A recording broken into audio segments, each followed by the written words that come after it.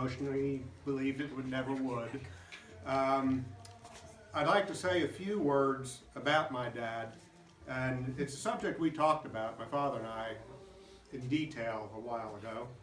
And he said, when you say something, you're going to be the eldest, so the job's going to go to you. I said, yeah, okay. He said, make it short, nothing religious, and not too sappy.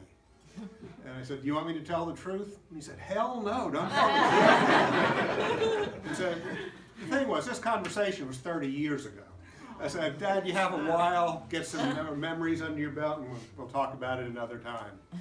I'd like to start by saying a question a number of you have asked me who read the little biography of my father. People wanted to know why he had to ask permission of his parents to enlist in World War II. Well, he was 17, and he needed parental permission to enlist, which he got, which I thought was a rather patriotic thing to do. Served his time in the Navy, came back. He always made a light of it. And I'd ask him, he said, well, why did you volunteer? And he said, at that age, I would have done anything to get out of classes. But he did go back to high school, got his high school degree.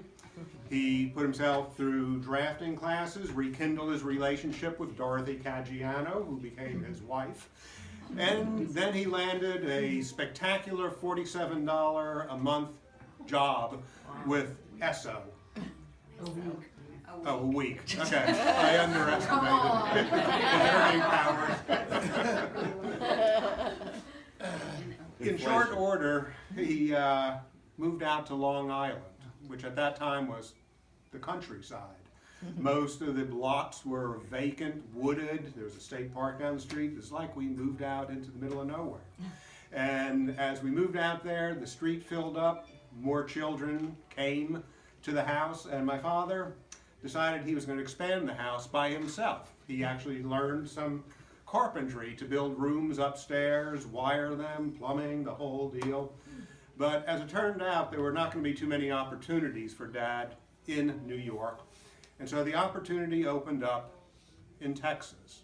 Now, of course, as children, we had all images of cow persons and Native Americans frolicking around the prairies. And I do remember one of our teachers in grade school telling us, you know, you go to Houston and they have rodeos downtown and there are oil wells on Main Street. And sure as hell, we came down in '61 and there was the rodeo downtown and there were still oil wells on Main Street at that time. Well, they moved out to the wilderness again.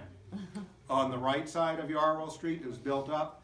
On the left side, there was nothing but prairies for as far as you can see. Except across the street, a family had moved in ahead of them. That's were the Osborns. And our family kindled a friendship with them that still lasts to this day, more than half a century later. Now, it was decided after 1 year that the children of Bob and Dot needed to be put into private school. Due basically to the pretty crappy nature of the public schools in Houston at that time.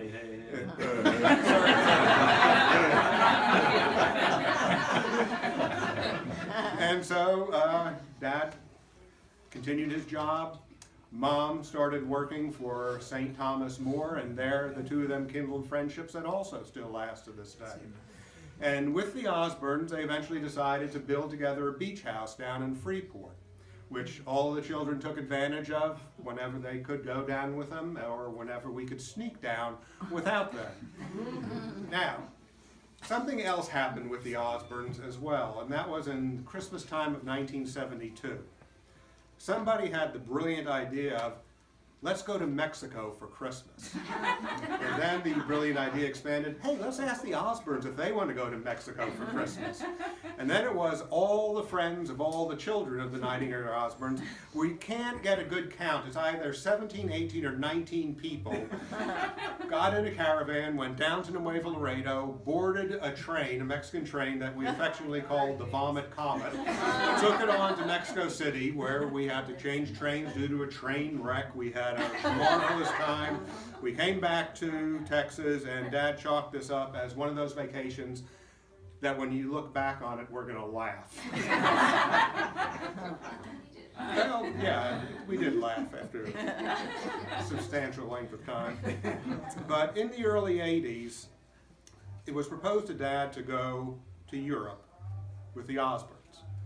And Dad's initial reaction was, I spent my time overseas during the war, and the last vacation was just awful. Well, reluctantly he went, but he had the life of his time on that first vacation. And he became something of a travel bug after that. And to the best of my recollection, Mom and Dad, during the course of their travels, made it to Mexico, Ireland, Scotland, England, Portugal, Spain, Andorra, France, Holland, Germany, Austria, Switzerland, Italy, Vatican City, Greece, Turkey, Bulgaria, Macedonia, Israel, Egypt, Africa, Nepal, Thailand, and Indonesia. So that was quite a track record all these days. Eventually Dad retired, and eventually most of his kids and their spouses moved up here, and Mom and Dad came up here as well, moving into another wilderness, this time a cedar wilderness, which Dad had to help clear and build decks and patios. In each of these moves, Dad was always willing to help all of the children's families with their jobs, their responsibilities, as did Mom as well. Now things, as most of you know, started going poorly for Dad in April of last year. And as badly as his health got, he always tried the best he could to take the burden off of the rest of us. We had a magnificent Thanksgiving where the house was open to friends and family, as their house had always been open to friends and family over the years. Even when Mom and Dad weren't there, their house was open to friends and families. These are referring to the infamous Bob and Daughter in Europe parties that my sisters had. But come Christmas time was a special Christmas for all of us. It was Dad's last Christmas. And he had all his children, their spouses, his grandchildren, Connor, Zach, and Isabel, and coming from California, his eldest grandchild, Jordan, with his new bride and his very new child, Zyla Jean. And just a few days after being born, they trekked across the country. They made it here to Canyon Lake, and Dad got to see his great-granddaughter before he died. And it was shortly after that he did die. Now, gathering you here at 4 o'clock on Saturday is not an accident. This was Dad's happiest time of the week. This was his traditional happy hour, in which those of the family who were around came over, we talked, we ate, and we had a good time. And so I thank you again for coming out. And if you have a glass, a little shot glass, it is poured with Dad's favorite vodka, Texas vodka, Tito vodka. And so I'd like to do one great last toast in honor of Bob Neidinger. Thank you. Cheers. Oh!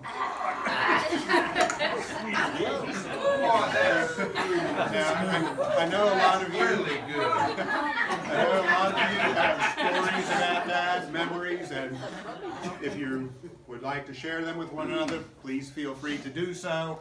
But otherwise, the table is still open and the bar is still open.